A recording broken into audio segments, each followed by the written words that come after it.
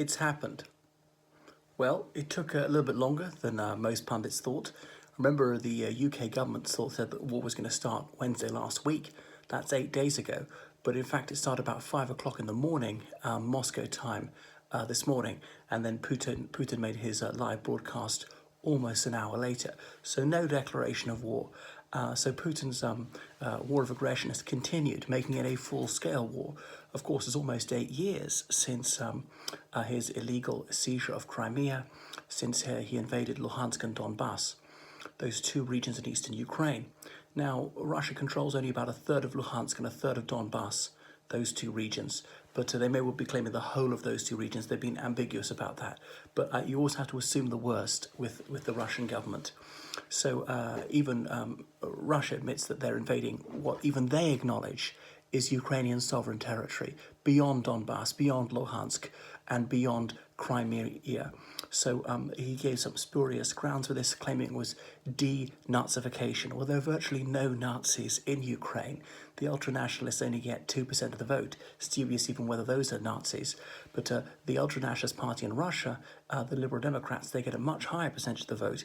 And Putin's hyper-nationalistic, chauvinistic, militaristic himself. He says he wishes to demilitarize Ukraine.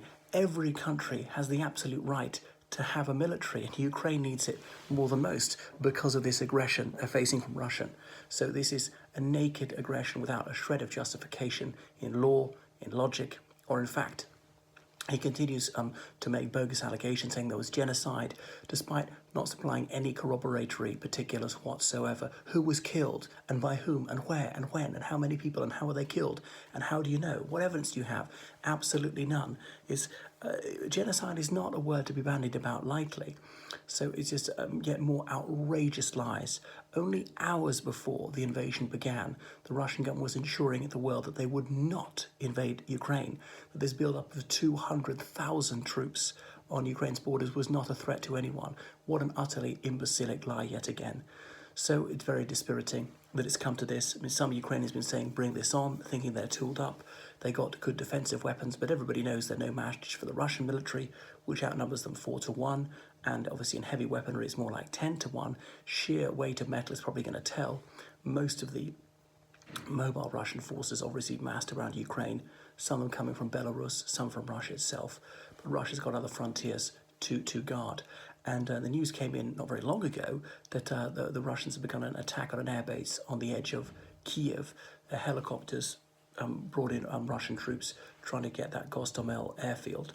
So the world's response was fairly swift. There was condemnation from most of the whole world. The Chinese vacillated, saying there are complicated factors behind this. I mean, even Russia's satellites, Armenia, Kazakhstan, they didn't exactly speak up for Russia, but virtually every other country condemned this naked aggression. I would like to see the figures in the United Nations General Assembly. Venezuela, Syria, Nicaragua, they're speaking up for this illegal act.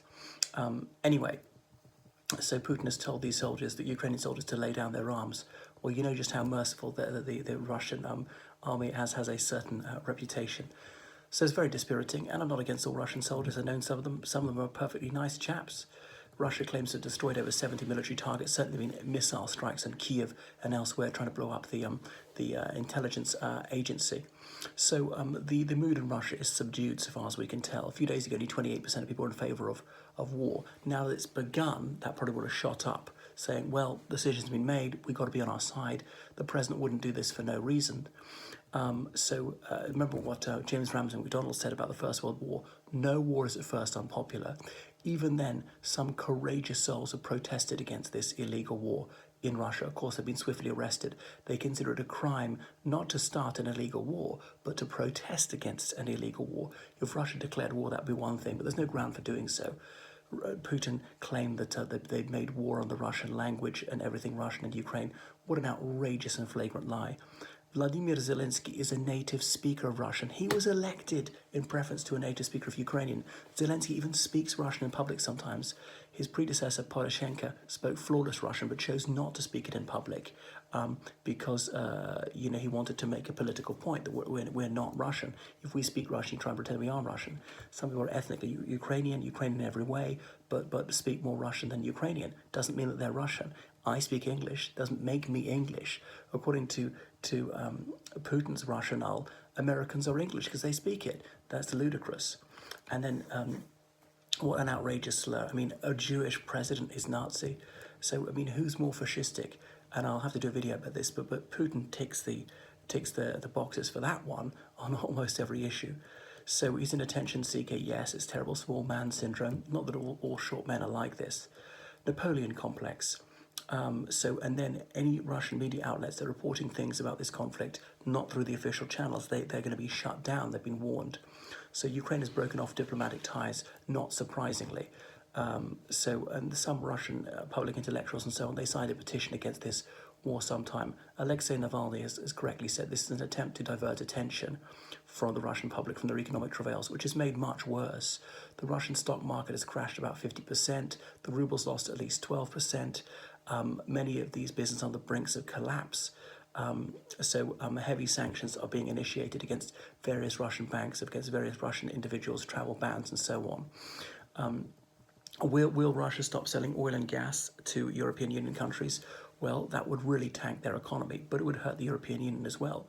What are we going to do for energy? We'd have to turn down the thermostat, wear a woolly jumper inside and things like that. Abel Bodie saved my channel. All right.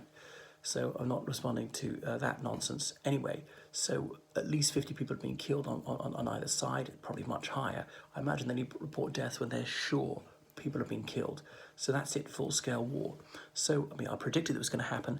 As I say, I don't think I'll try and conquer the whole of Ukraine. He'd like to bypass Kiev, eventually enter it when he thinks he's subdued it because of the psychological impact that will have. Obviously, Zelensky's got to escape, keep government going. You might say, oh, what a caitiff to run away with his tail between his legs. It would really weaken the country if he were to be killed or captured. So it's shocking. Everybody saw this coming. I don't know if the Ukrainians have really prepared for this in a sensible way. As I say, I'm not a military man.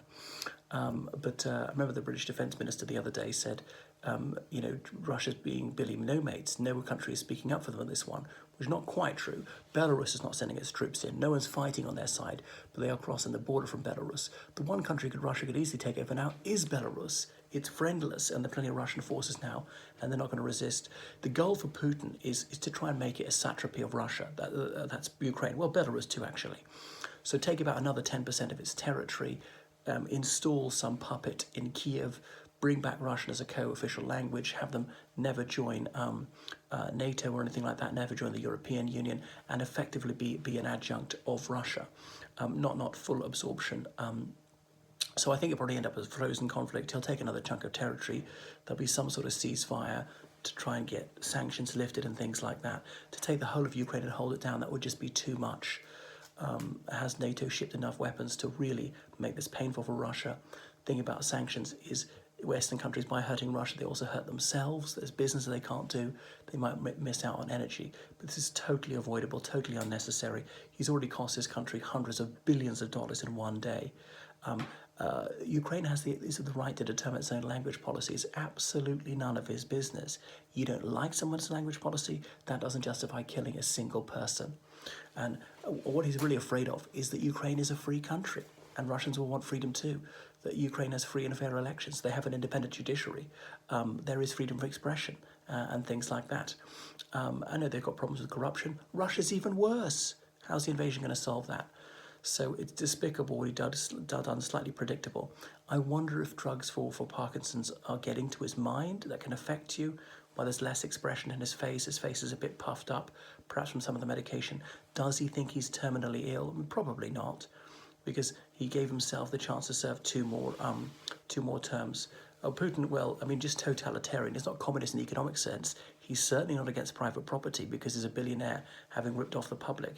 So, of course, some dimwits are being duped by state propaganda. They face 360-degree propaganda from the Putin lie machine. So there we are. Where will it end? I think it'll go on for another few weeks. Heightened belligerence, but the certain war weariness might set in. I mean, Russia could overrun the whole of Ukraine if they want to, but are they willing to suffer tens of thousands of casualties? I don't think so. We shall see. Anyway, very fortunate to live on the far side of Europe and live in peace.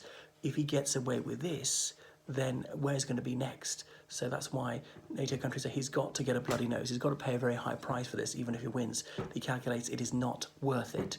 He tried to intimidate Ukraine, but their proud souls would not be bowed under. There we are. Okay, thank you for subscribing to the channel. Well, who will win the war? Russia, obviously, but will it be so costly that they don't win everything they want? Bye.